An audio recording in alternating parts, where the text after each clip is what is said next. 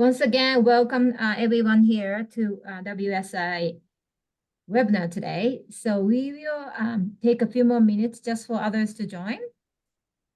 So please introduce yourself in the chat if you're comfortable. Thank you.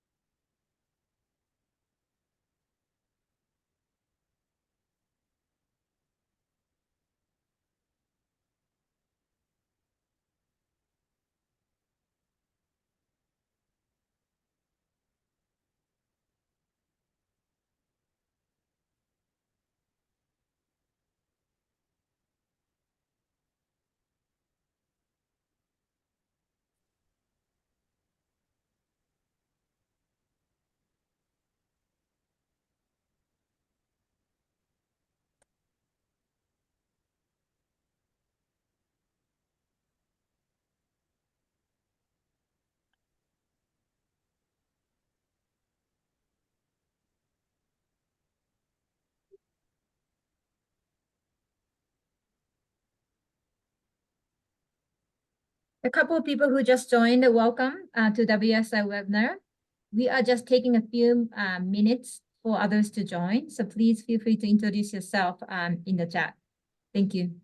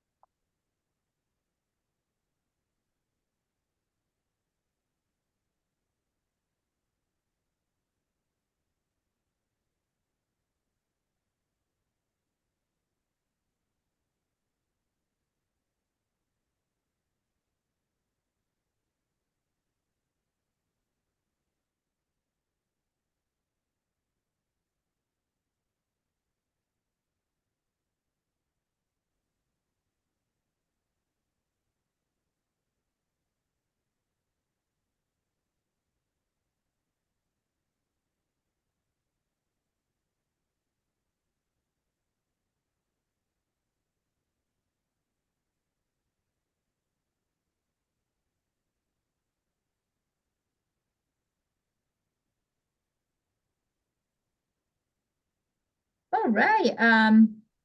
Since 8 minutes past the schedule time, I like to start. So everyone, once again, welcome to Women's Sports International webinar this morning, tonight, afternoon, wherever you are.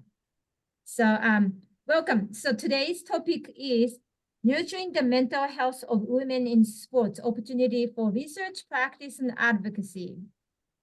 So my name is Kanai Haneshi. I am the Secretary General of Women's Sports International, and I will be moderating the today's webinar. So, like I said, we'd love to know who you are, who are here. So please feel free to introduce yourself in the chat. So I'm sure you all are already extremely familiar with how to use webinar and other webinar things. But just so you know, so while a guest speaker is speaking, please mute yourself. And for the subtitle, live caption is available. So please, you can click that CC button to turn on the live caption or subtitle. And then throughout that webinar, feel free to use your chat feature or reactions to make this webinar as interactive as possible.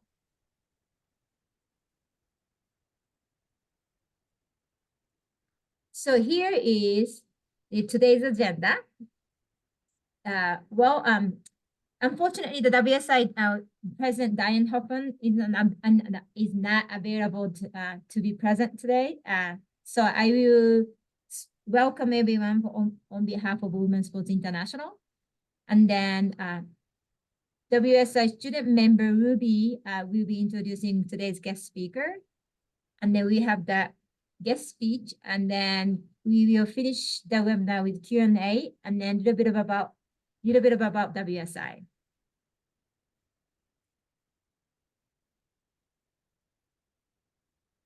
Okay, hold on. Sorry, okay. Here we go. So once again, my name is Kanai Haneshi. I am the Secretary General of Women's Sports International. On behalf of Women's Sports International, I'd like to welcome everyone here, and then particularly, especially for the Dr. Marisa Guinto for taking your time and then being here today. We are very excited to hear about this current or up-to-date research and practice information about the mental health and in women in sports. So now I am going to hand this over to our student member, Ruby, who will be introducing today's guest speaker. All right, let me just stop share screen here. Here we go, Ruby. Thank you, Kanai. I'm Ruby Ann Kagawan. My country of origin is the Philippines. I'm right now based in the European Union as an Erasmus Mundus scholar for an international master in the governance and administration of leisure and sport. And I'm in my last 6 months in this program. It's an honor for me to introduce to you Dr. Marisa Luisa, well, I call her Marisa, but she's Maria Luisa Ginto. She's a pioneer sports psychologist from the Philippines. And for over 20 years, she has been serving professional and amateur athletes and teams. And she is an associate professor of the Department of Sports Science in the College of Human Kinetics at the University of the Philippines.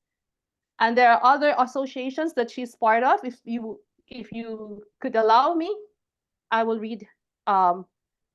So she is a leading proponent of the Sport and Exercise Special Interest Group at the Psychological Association of the Philippines, where she serves as its International Relations Officer.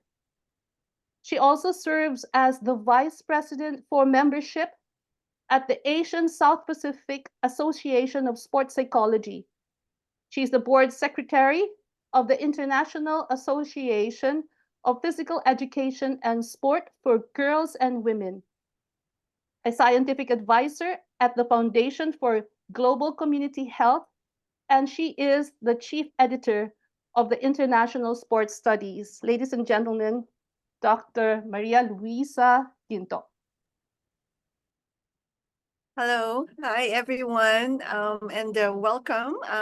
We are very honored with the WSI for really hosting this webinar for all of us to learn about the mental health, how to nurture mental health among women in sports.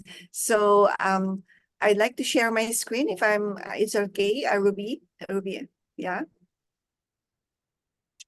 Yes, please do, Marisa. Okay.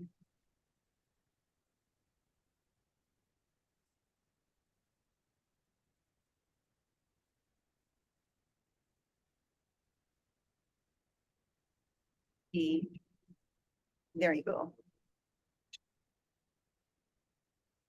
All right, so as you all know, our session today is on nurturing mental health of women in sports, opportunities for research, practice, and advocacy. But before we begin, let us have a little bit of energizer. I know it is different time zones all over the world, and in the Philippines, it's 10 o'clock at night. And so perhaps those who are from the Philippines are already at the end of the day. We'll do a little bit of energizer. And this is just 1 minute, okay? I actually put this 1 minute video, okay? So let's just follow from your seats a little bit of movement, okay?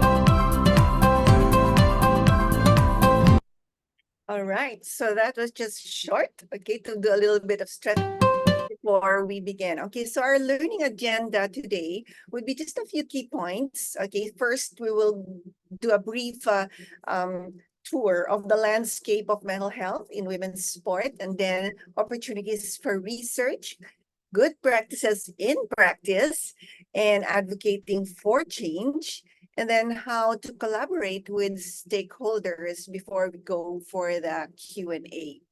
Okay, so let's begin. Now, when we talk about the landscape of mental health in women's sports, we have to first deconstruct what mental health is. And as we borrow from the WHO, no, mental health, okay, is a state of well-being in which the individual realizes his or her own abilities, can cope with the normal stresses of life, can work productively and fruitfully, and is able to make a contribution to his or her community. So that's kind of broad, but we also have to look at the other side to see the contrast. No? So when we talk about mental illness, on the other hand, this is a diagnosable health condition involving changes in emotion, thinking, or behavior, or a combination of these, and are associated with feelings of distress and or problems functioning in social, work, or family activities. When I try to explain this to my students, one of the what do you call it, signs that a person is going through some form of mental illness is actually there are 4 Ds. One is distress. The person is definitely not happy and bothered on a prolonged basis. And then there's also, of course, danger, either to oneself or to others, and that there is really a need for professional help.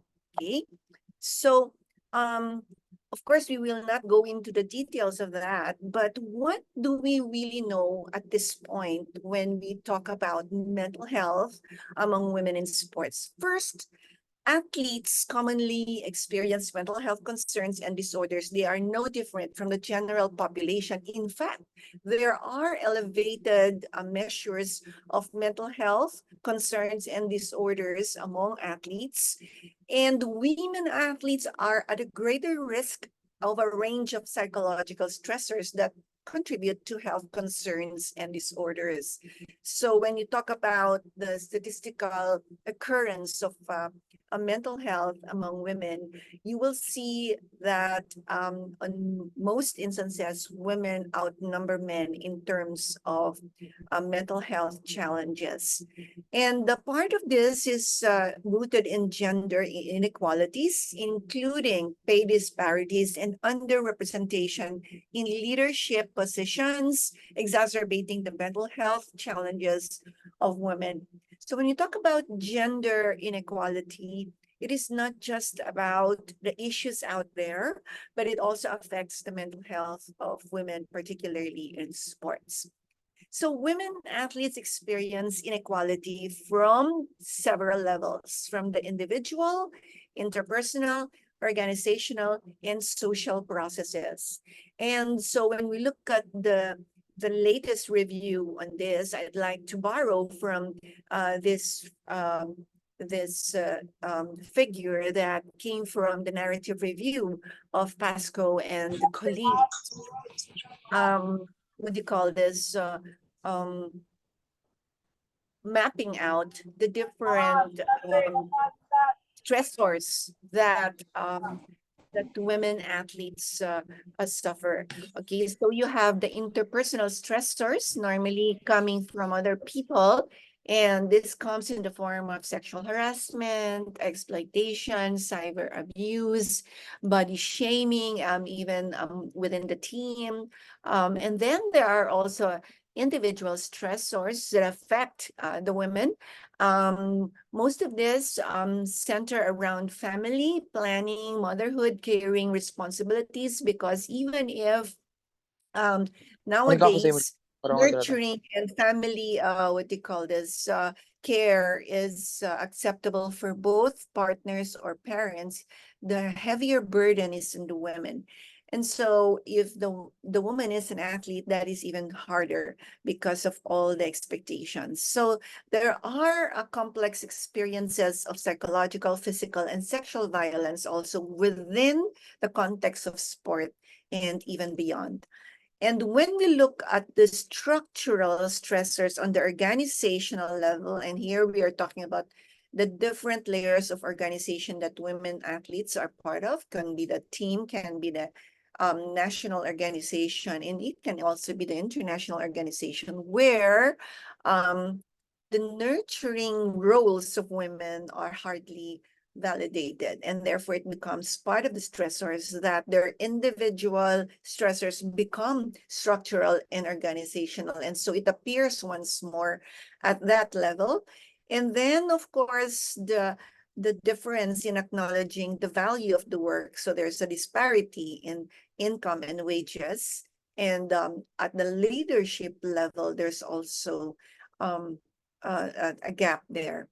And also we find out from research that in many, especially many years ago, where sex verification is focused on women proving that they are indeed women.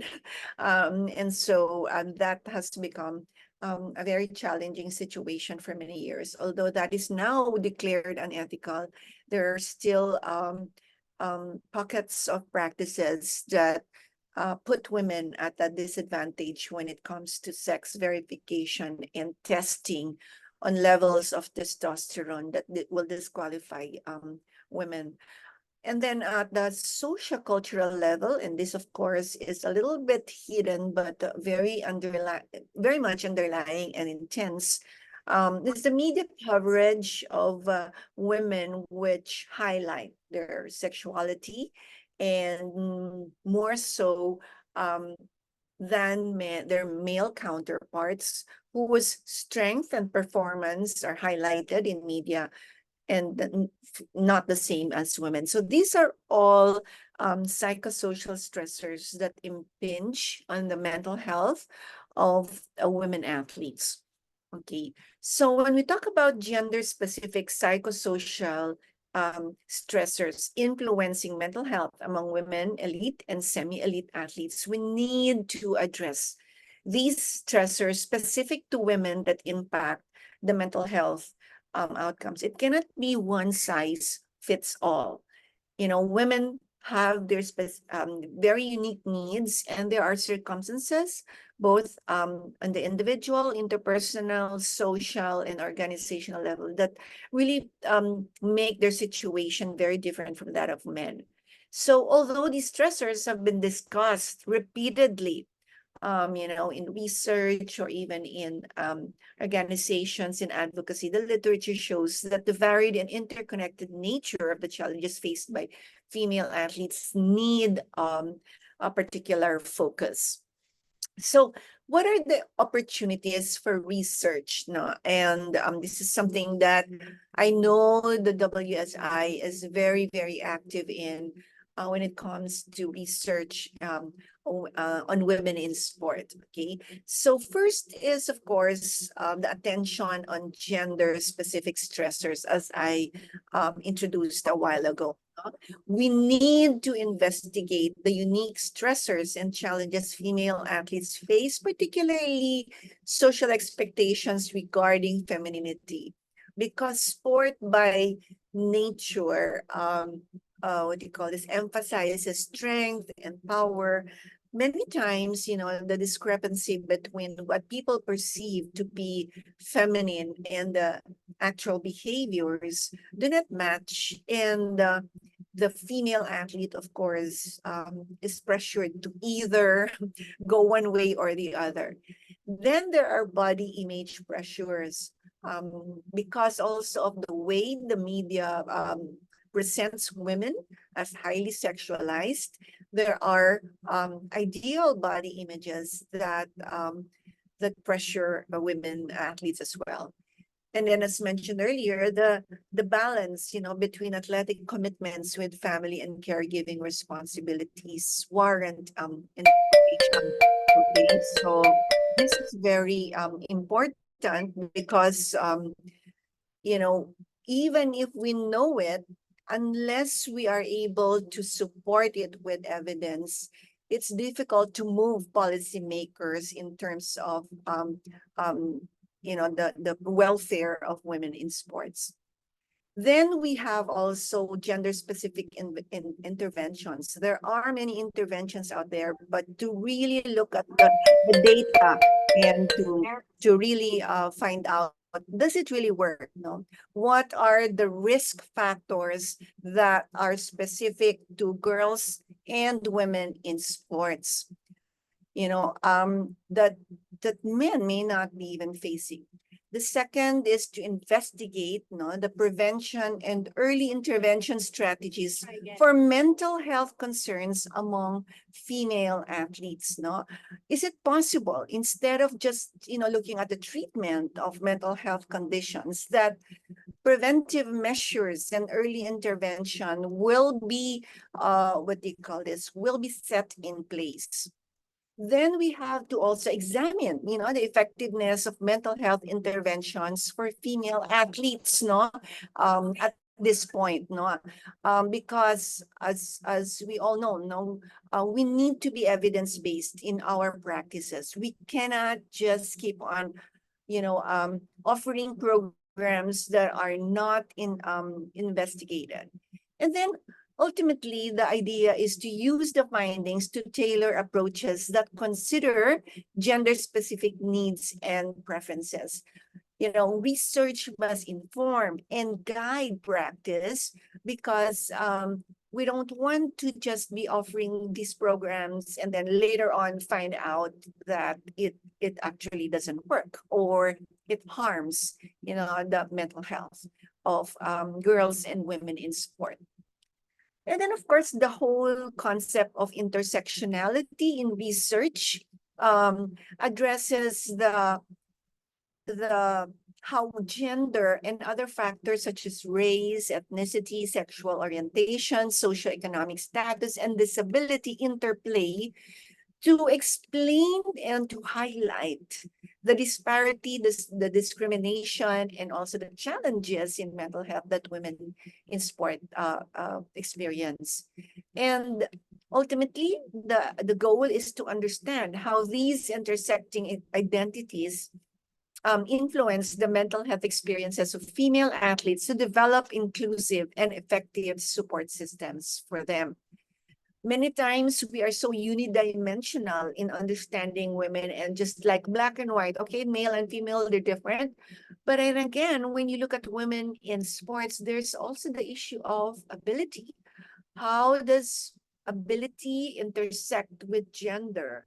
When a woman who is engaged in disability sport, her disadvantage is even more pronounced, than her other female counterparts who are in non-disability sport.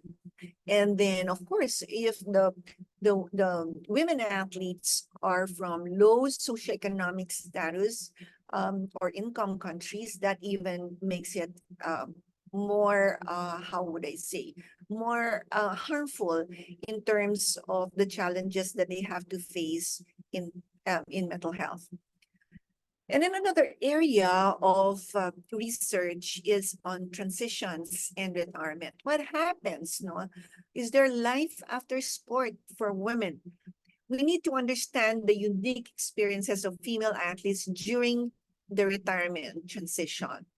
It is not as simple as just walking out of sports and finding yourself doing many other things. When you talk about the identity of women as athletes, many times this becomes really a core identity in their lives, that we call this, of course, athletic identity. And when that occupies the larger portion of a person's self-definition, then it becomes more difficult when the person transitions either because of willful retirement or forced retirement due to injury or illness. Okay, so these different scenarios that compel women to retire are under researched areas. Okay, and again, the goal is to identify strategies for promoting positive adjustment and mental health post-retirement. No, we need to validate what we think is right or good for women's mental health, and that is why research must guide practice, and practice must also feed into the research loop. Okay. Attention on the coaches and support staff is also very integral, no? We need to investigate the role of coaches, athletic trainers, and other support staff in promoting mental health among female athletes because they move around the team more than even their own families, especially at the elite, semi-elite or elite levels. The impact of coaches, trainers, and other support staff on the lives and, of course, the mental health of women in sports is very, very important, no, and significant. So, understanding the attitudes, knowledge, and practices related to mental health of coaches and the support staff can inform our efforts to enhance support systems within sport organizations. Okay, again, evidence must lead and inform the practice. So, in a nutshell, by addressing these under-researched areas, scholars can contribute to a more comprehensive understanding of mental health in women's sports and inform the development of evidence-based interventions and support systems tailored to the needs of female athletes. Okay, now, let's move into good practices in practice. Okay, what are some of the good practices when it comes to nurturing mental health for women, girls and women in sport? Okay, so number one is education and awareness. A lot of times people have misconceptions and myths about mental health, and this just worsens the situation. So we need to increase awareness and understanding of mental health issues among athletes, coaches, administrators, and fans. No, it's not just like the women knowing about their situation and their mental health challenges, but they move in the context of sport, and therefore the people who move around them and the people they move around with must also understand mental health, not just for women, but for both men and women, but also acknowledge the unique challenges that women face in the context of sport. And we must provide educational resources, legitimate and evidence-based educational resources, workshops, seminars like this to address common mental health challenges and reduce the stigma that is associated with mental health. You know, as a sports psychologist, this is one of the things that I have to hurdle every time when athletes and coaches approach me, because the idea of approaching a psychologist has its stigma. You know, you must be crazy, you must have poor mental health if you approach a sports psychologist. So even if sports psychologists is are needed to help in high performance sport, the stigma associated with psychology and psychologists is still there. That you approach a psychologist when you have a problem, when you cannot handle it by yourself, or when you are weak. Okay, so all of these misconceptions about psychology deter women from approaching mental health professionals. Okay, so that being said, the whole work of the stigmatization of mental health must be undertaken on the individual and collective level. We need to create a culture that normalizes discussions like this, like what we're doing today about mental health, no? It is not anymore a taboo or a topic that we need to harshly discuss, no? And so of course, I'm very thankful for the WSI for initiating this conversation that allows us to discuss mental health issues. We also have to normalize help-seeking behaviors without fear of judgment or stigma. And this is something that is very real in the sport context, both for male and female athletes, where help seeking is seen as an admission of weakness. Okay, so we need to normalize that so that athletes will be able to seek help, especially in terms of mental health support, without being labeled or judged as weak or crazy. Okay, and so access to support services comes next. No, we cannot just create a culture and then make it difficult for athletes, especially female athletes, to access adequate support services. So we need to ensure access to mental health professionals, including psychologists and counselors who understand the unique challenges faced by women athletes.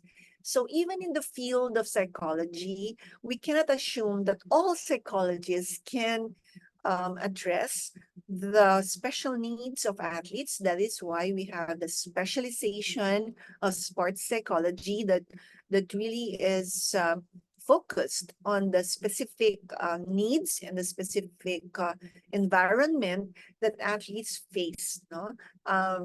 And so it is also with mental health professionals. They must have a background and an inclination to understand the unique challenges faced by women, and not just women, but women athletes. So the provision for confidential counseling services is very important, no? The privacy, the safe space, the confidentiality that is important to help seeking behavior. Without that confidentiality, the privacy, athletes, women will not access such support services. So mental health networks must be accessible, and mental health screening must also be integrated into regular healthcare routines of the athlete. This does not mean that mental health assessment must be used to disqualify athletes. No, that is not the point here. In fact, there's a whole argumentation against this, because just like other health issues, mental health should not put any athlete at a disadvantage. We also know that engagement in sport improves mental health. Therefore, everybody must be allowed to play, and mental health conditions should not be used to disqualify athletes. So that being said, mental health check-ins should be part of the regular routine, no? Just like athletes need to have a clear health, what do you call this, condition to be able to play. In the same manner, regular mental health check-ins must be part of the overall health assessments to identify, prevent, and support what they call this, mental health conditions of athletes. And then, of course, part of the life skills that our athletes must have is what we call stress management techniques. That must be part of the provisions of training. No? It's not just the physical training that athletes must receive, or conditioning, strength and conditioning training, but also training in stress management. No? So as a sports psychologist, this is something that we do regularly for our athletes to allow them to skills and techniques to manage stress, which is integral to semi-elite and elite sports where competition is by nature stressful. So teaching stress management techniques such as mindfulness, relaxation exercises, and breathing techniques to help athletes cope with pressure and anxiety are fundamental skills for athletes.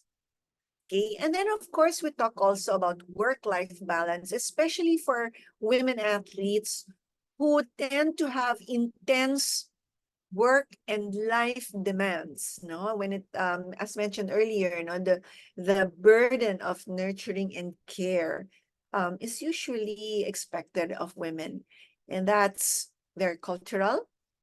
If I think about it here in the Philippines, that is even more serious for us, and therefore, our women athletes have a, greater pressure to manage this balance.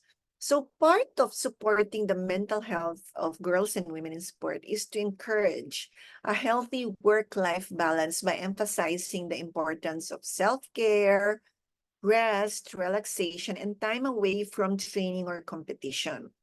Okay, so I'd like to show this check-in that we do with our athletes, no, where we ask them to check their internal batteries, just like they do with their cell phones, no? Where before and after training, they are asked to assess, not judge, their internal battery. So this illustration is something that they can resonate with, because if they're fully charged, they can say that they're feeling great, or a little bit lower than that, can be feeling good or just feeling okay, or meh, or something that you don't really know if you can function well, or if they're struggling or they're empty. It's very important for athletes to be in touch with themselves and to look at not just their physical energy, but their mental and psycho-emotional energy as well. Okay, so this checkup using the battery is something that's simple and can be used, by athletes. So one of the things that we also teach them is that when you see this red line in your phone, you don't want it, and you do all you can to look for a charger. So if you don't want this to happen to your gadget, then you wouldn't want it to happen to yourself either, because yourself is your medium for performance. So self-care is a priority and not a luxury. And we cannot overemphasize this, especially with women athletes, because self-care is not easily acceptable. Why? Because self-care is usually equated with selfishness. And so we have to re-educate, relearn how important self-care is. It's not being selfish. It's essential, especially to semi-elite and elite performance. Actually, in any domain of performance in life, whether you're doing this for academics, for your work, or even for your family. Self-care isn't selfish. Now, because in our culture, this is very, very important, where if you spend time to take care of yourself, it's like you're taking away time from taking care of others. So we emphasize that self-care is not about insisting that I will be first, but that I will include me in caring. So caring for others includes caring for me as well. Because I don't know in other cultures, but in our culture, when you put yourself ahead of others, you kind of look selfish. And that's not a welcome, what do you call this, situation. But when you say that self-care is including yourself in the care of others, that is more acceptable. Okay? So peer support networks become very important, because across the board, social support has been shown to be a protective factor for mental health, no? Not just in sport, but in other domains as well. So we need to facilitate, encourage, nurture peer support networks where athletes can connect with and support each other amongst themselves as athletes, women athletes, sharing their experiences and coping strategies. They don't need to solve each other's problems, but to be able to share it is already a protective factor for mental health challenges. Okay. Then we also have to look at the flexibility in training. We're not saying that the training regimens of women should be made easier than that of their male counterparts, but flexibility in training schedules must accommodate menstrual cycles, hormonal fluctuations, and other physiological differences unique to women. Okay, that is a reality that many coaches trivialize, thinking that girls or women are just using it to have an easier time. But, research also shows that that is an exception rather than a rule, because girls and women who are, especially in semi-elite and elite sports, if possible, will not rest, if possible, will ignore, you know, their their uh, their menstrual cycles and hormonal fluctuations, to the point that sometimes they turn against themselves and think that they should not even think about or talk about these experiences. So it's like they try to delete it from their awareness so that they will not appear as making uh, reasons to have an easier time in training. And then body image and self-esteem is very important, most especially for girls and women. The body image problems or issues of girls and women are more intense than men. Therefore, promoting positive body image and self-esteem through positive body positive messaging, media literacy, and self-care practices is a fundamental and essential initiative, no, for those who are coaching girls and women, and even for women themselves, that they will be able to take this upon themselves, to be mindful of how they look and relate to their body and how this affects their self-esteem. Now, I'd like to show this example of a practice that we do also with coaches in terms of learning how to care for the mental health concerns of their athletes. So not just for women, but for men as well. But I'd like to share it with you today so that you will see an example of a practice that we find very helpful. And I borrowed this also from my colleagues from the university where I used to teach. Okay, so CARES stand for CARES. Okay, so C is for checking for imminent danger. No, like we always have to contact our teammates or athletes via phone calls, SMS, emails, or other forms of social media to see how they are and what assistance they might need, especially if there are signs of withdrawal or changes in sleep patterns or performance or attendance and being late in practices. So it's always safe to check in with our athletes, no? And then to provide that active listening without judging, to really be genuinely concerned without trying to evaluate, are you doing this, or making excuses, etc. So the idea is to listen with our ears and our heart, because active listening notices what is said and even what is not said and how it is said. So when we talk about active listening, we avoid interpretation, analysis, opinion, advice, because many times simply listening is already healing, okay, and relieving to the athlete who is experiencing some distress. So the R here means reassure and inform. We need to reassure our women athletes that their reactions are normal under difficult circumstances or crisis situations, and that they are not alone. And especially, for example, pressures to of training, competition, burnout, and inform them of what the team is doing to help athletes and coaches. That is why that culture of being open to mental health and help-seeking behavior is very important. Otherwise, we cannot really reassure them. They will forever doubt our words and our sincerity if we are not, practicing this at the team and organizational level.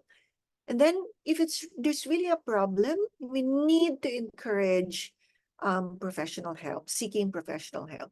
Should a player or coach need professional help, we need to encourage them to do so. Connect them with the people who would get referrals for them if you don't have. And finally, support self-care strategies. No? So that's cares. Guide them in self-care, and most people need to the assurance that self-care is legitimate, especially for athletes who almost don't rest because their training is intense daily, sometimes 2 times or 3 times a day. Then, of course, when we talk about effective practices, we must allow women to be active in leadership and advocacy for themselves. We need to empower women athletes to become leaders and advocates for mental health awareness and support within their teams, organizations, and community. Women must speak up for themselves as well.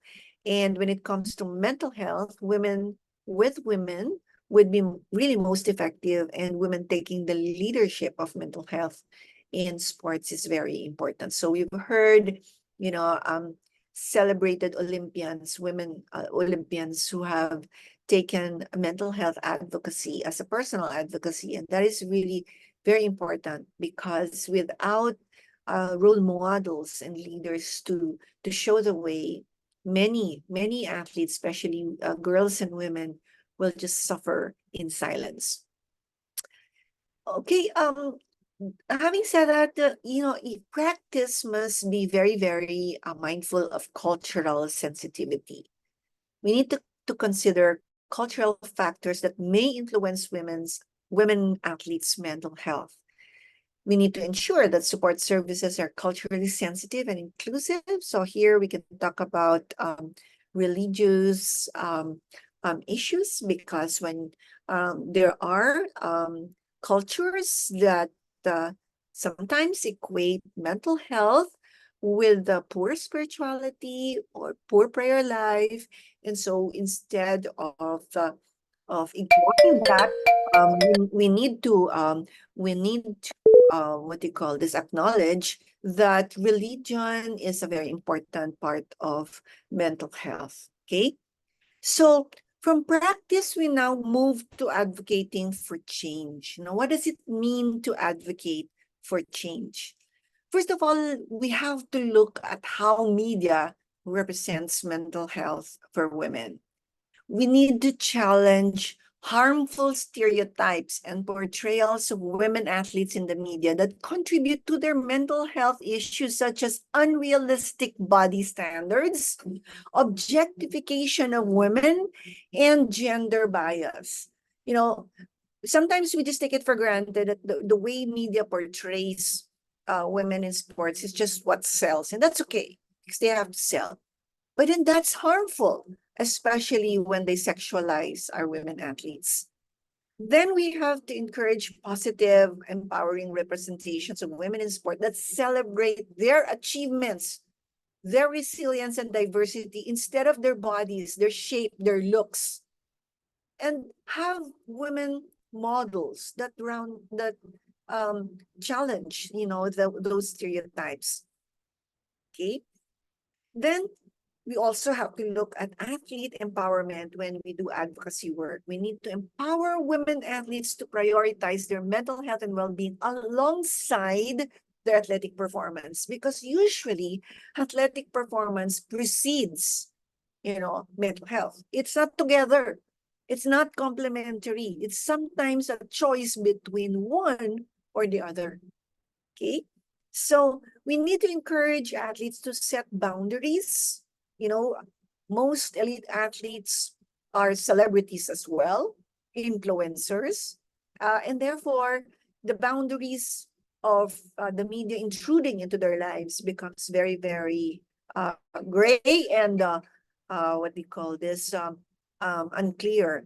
So they need to recognize the signs of burnout or mental distress.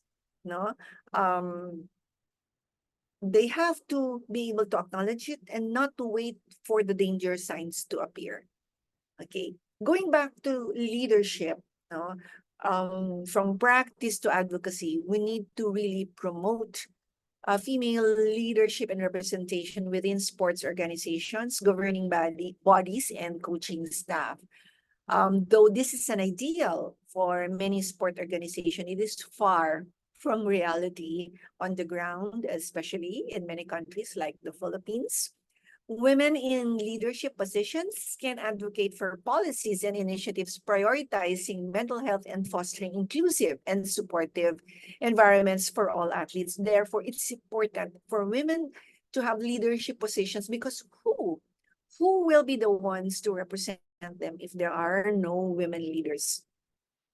And so we move on now to how do we collaborate with stakeholders to really move this issue of mental health for girls and women in sports. We cannot do this by ourselves. Women cannot do this by themselves, or coaches. There must be a collaboration with stakeholders. And who are the stakeholders? Of course, first would be the athletes themselves, the women, the girls. We need to engage directly with our women athletes to understand their experiences, needs, and priorities regarding mental health. Okay? We need to empower athletes to share their stories and advocate for their well-being within their teams, sports organizations, and communities. We need to listen to our women athletes, okay, instead of just studying about them or discussing about them. We need their voices to be heard, okay? We also need to work closely with coaches and trainers because, as mentioned, they are very significant figures in the lives of our girls and women in sport. We need to collaborate with them to integrate mental health support into their training programs and competition preparation. It cannot be an add-on program. The whole training and competition programs of sports must be mental health informed. Okay? We must provide coaches with training on recognizing signs of mental distress, promoting positive mental health practices, and referring athletes to appropriate resources when needed. Okay? Then there are the sport organizations and governing bodies. We need to partner with sport organizations and all of these governing bodies to develop and implement policies, programs, and initiatives prioritizing mental health in women's sports. It must go all the way to the biggest organization. And at the Olympics and Paralympic level, there are already initiatives, but then of course, how to bring it down to the ground and how to execute this on all the levels of girls and women participation in sport must be a collaboration of everyone.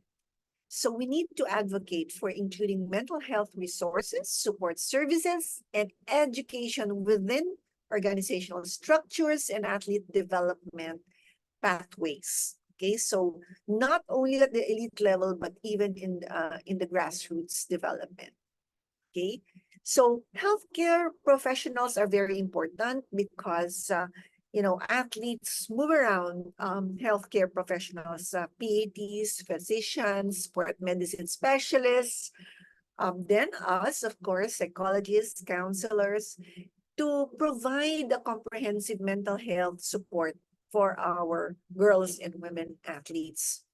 So in terms of assessment, the overall health, the holistic health of the athlete must include mental health screening, assessment, treatment, and referral processes to ensure athletes receive timely and appropriate support.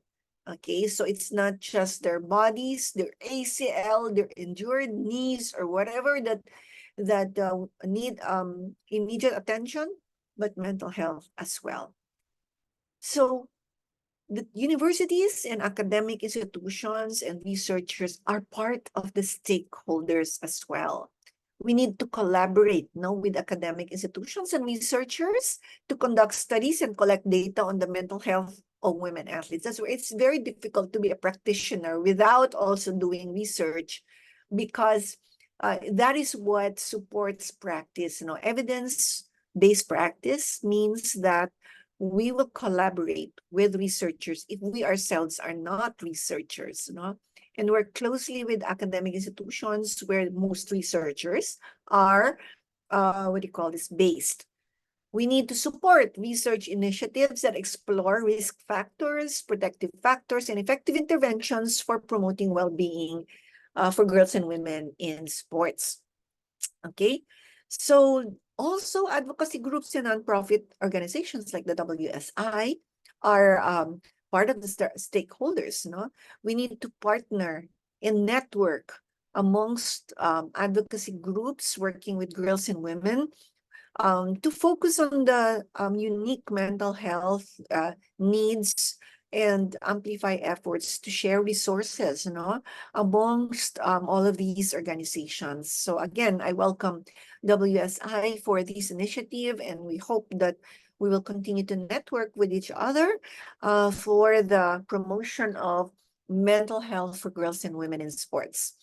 Therefore, collaborating on advocacy campaigns, events, and initiatives to raise awareness, reduce stigma, and promote policy change must be done amongst these advocacy groups and nonprofit organizations. Okay, and then nowadays, media and influencers are part of the stakeholders. So we need to engage with media outlets, journalists, and influencers to raise awareness about the mental health challenges faced by women athletes and the importance of prioritizing mental well-being in sports. After the last Olympics, in Tokyo, it was actually a boost for mental health in sports, where we have really prominent athletes talking about mental health and well-being at that level of performance. So we need to collaborate on content creation, interviews, storytelling initiatives, whether in podcasts, YouTube, webinars like this, highlighting athletes' voices and experiences, normalizing mental health, and seeking help. Then, of course, big partners in the corporate world and sponsors are very important, because they fund, they support.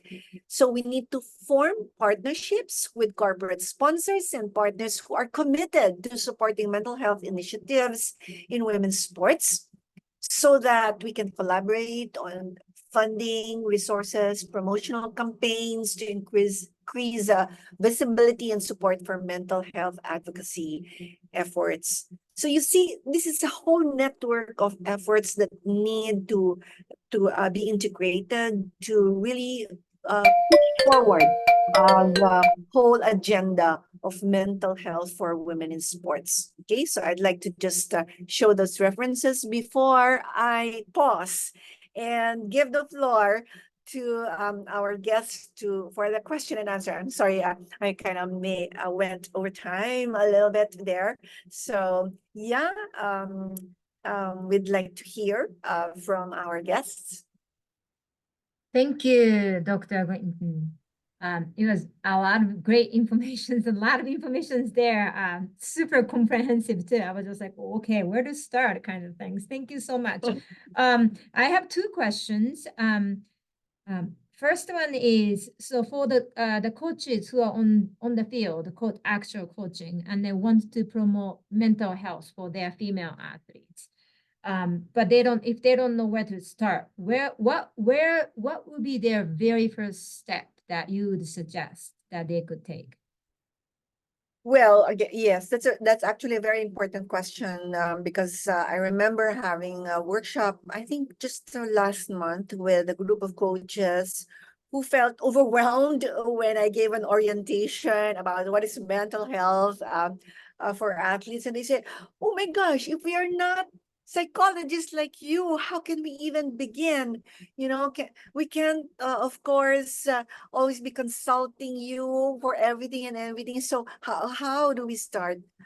Well, of course, it's important for coaches to take on the initiative of educating themselves. It doesn't have to be a full-blown master's degree program, but attending webinars, getting themselves curious and interested about it is very important. I remember during the pandemic, there were lots of webinars. I lost count of webinars asking me to provide mental health sessions for athletes and coaches, and it was a very opportune time for all of us, because people were at home, and were eager, and were really like attuned to what's happening in their minds and in their hearts. And so the people were open to talk about mental health. So going back to your question, where do we begin? We need to educate ourselves.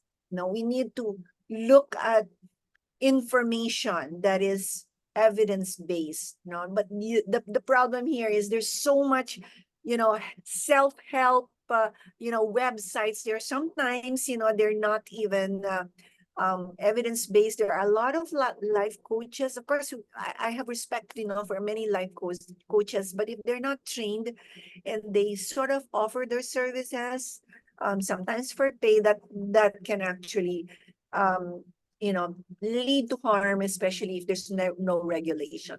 So for coaches, it's very important to seek help also for themselves, to be comfortable with their own mental health condition. So knowing about it, being interested, reading on your own, approaching mental health professionals, being also mindful of one's mental health will help, become sensitive to your female athletes. So the bigger, I think the bigger challenge here is for male coaches who are coaching female coaches, I mean athletes.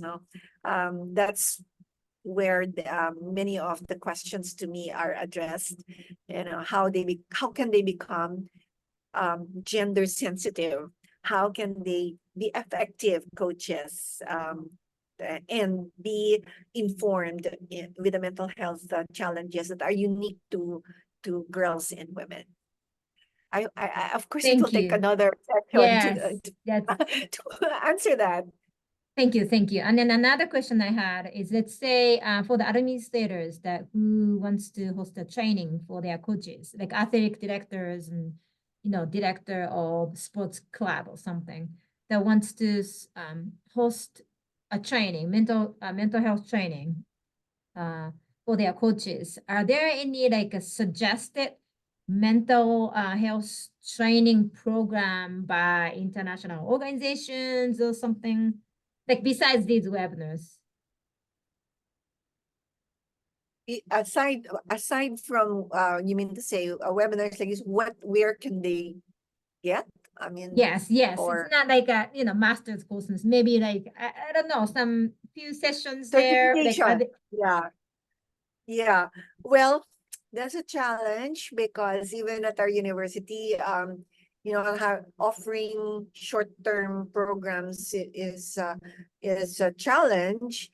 I belong to a group of sport and exercise psychologists who try to offer short courses, but all of our efforts, of course, are still not enough to educate, to at least orient, no? When educate is even deeper, no? But just to orient and introduce coaches to the reality of mental health in sports is a huge job altogether. So maybe what we can think about, and this is something that I do even for my own classes, is to really multiply ourselves through all of this online, what they call this, platforms. If we are able to design even short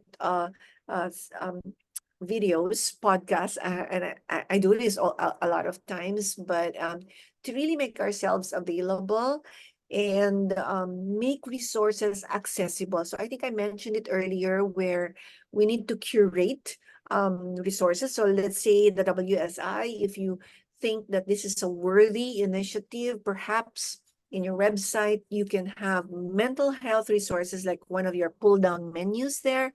And you don't have to create everything. You can just curate links to what you know are reliable, evidence-based, what do you call this, learning resources that you can put there. And then for the same also for women teams where they have their Facebook and their social media accounts, but to put topics like that, to make the discourse or the conversation about mental health normal and everyday would be a good step. And for coaches to talk about it in their training casually, without judgment, like checking their overall health, physical, mental, emotional, asking about the battery, like what I said, it's a very simple illustration that, you can ask your athletes, how's your internal battery now? Before we begin our training, are you full bat? Are you a little bit less? Are you empty? Because can you imagine if the athlete is empty bat and then training, forcing himself or herself, that will lead to injury.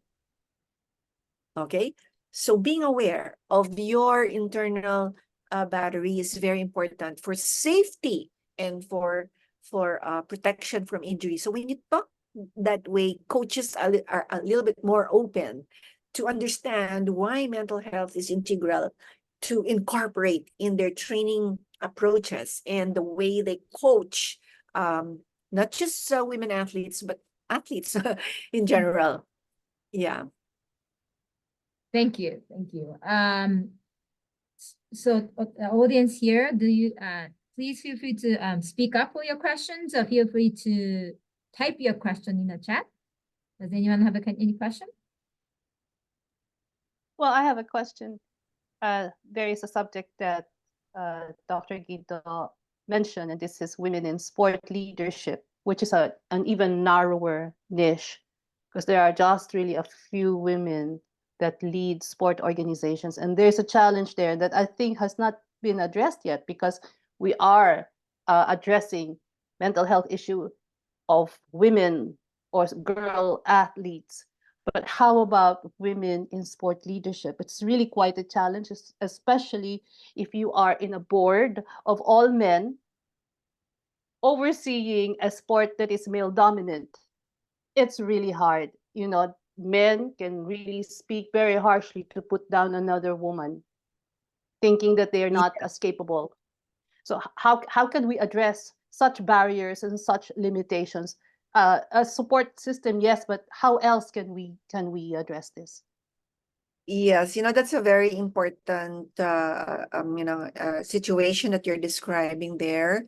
The reality in many sport organizations and even in the international level where I have a lot of exposure is still dominated by men. So unless the organization is for women, okay, specifically for women, most organizations in sport now, and I speak even in sports psychology and in many organizations related to sport, most of the leaders are still, and especially in the executive board, majority are still men. And so I experienced that where what you're describing when there's a board meeting and sometimes, our ideas are just glossed over and as if like, oh, just for compliance, they'll listen to us. But in reality, you know, um, they won't act on our suggestions unless we really persist and assert and show how serious we are. It's like we need to prove the credibility, our credibility as leaders twice more than our male counterparts. That's a reality. Of course, we've made steps toward some form of not so near maybe gender recognition, not parity even, not equality, far from it. But I suppose we need to keep at it. Maybe years from now, we will be able to connect the dots and say, uh, we were able to contribute to the process. We are far from it, even if we declare that um, strides have been made in terms of leadership, women leadership in sports. We're very far from it. But if we look back from where we came from, I think we will be assured that as long as we keep at it, as long as we network, as long as we collaborate and push, the time will come. The world will be better for our daughters, for our female athletes, and for the next generations. I don't think there's any waste of effort here, but it's hard work for all of us, yes. But I know it will be worth it. Maybe not in our lifetime, Ruby, but yeah, we just have to collaborate on this. Yes, you are a big support, and Women's Sport International has been a big support. I am in a global sport federation, and it's really male dominated. So it's just good to have Women's Sport International there to go to and give me strength. Yes, we just have to keep pushing. Thank you, Marisa. Yeah. Yeah, I just want to also like add that I did hear from like senior member of Women's Sports International. They were saying that they were emphasizing the resiliency of keep advocating, promoting. So they really emphasize change takes time. And then there are women around the world for women in sports are working on, promoting women, girls and women in sports for a long, long time. And then I think we just need to continue advocating, like you said. I think it's just to be a change will happen and it's possible, but it takes time, All right. Any other questions from the audience?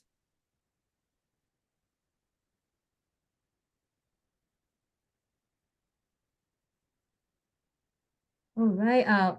Well, thank you, Dr. Marisa Grinto, for taking. I know it's a nighttime there in Philippines, right? So yes, I know late night in Philippines, taking your time from your busy day and a busy schedule to speak at the WSI webinar. We are very much appreciate your time, and then again this comprehensive presentations that I am overwhelmed, but so happy to have all these informations available for our community too. So thank you so much for taking your time to be here. So for Thank everyone, thank you. So before yeah, you thank you, go, Marisa. thank you. So before you go, I'd like to quickly talk about WSI, if that's okay. Let me just share my screen very quick. All right, so that Q&A is done. Hold on, sorry. Okay, so WSI, we have a membership. So if you are eager to get involved or promote the girls and women around the world, please join us as a member. If you go to Women's Sports International website, there is like very first page, there's a join WSI section, and you can just click this join as a member, and then you can pursue from there as well. Also, you can follow us on our social media. We have a very active social media pages, platforms. So on Facebook and LinkedIn and X. And there are not just the information from the WSI, but information, not anything, but a lot of things about women in sports. So if you have not followed us on Facebook or LinkedIn X, please do so. So then again, thank you for attending today's webinar. And if you have any question or if you need more information, here is our website, and then email address is here as well. So everyone, thank you again for being here. And then I know for some of you are very late night, very early morning, wherever you are in the world. Thank you so much for being here. And then thank you, Melissa, again, for taking your time to present such a comprehensive information and the lecture. Thank you so much, everyone. Thank you. Thank you very much for the invitation. I'm sorry, I think it was like a whole semester compressed. So that was great. Thank you so much, everyone.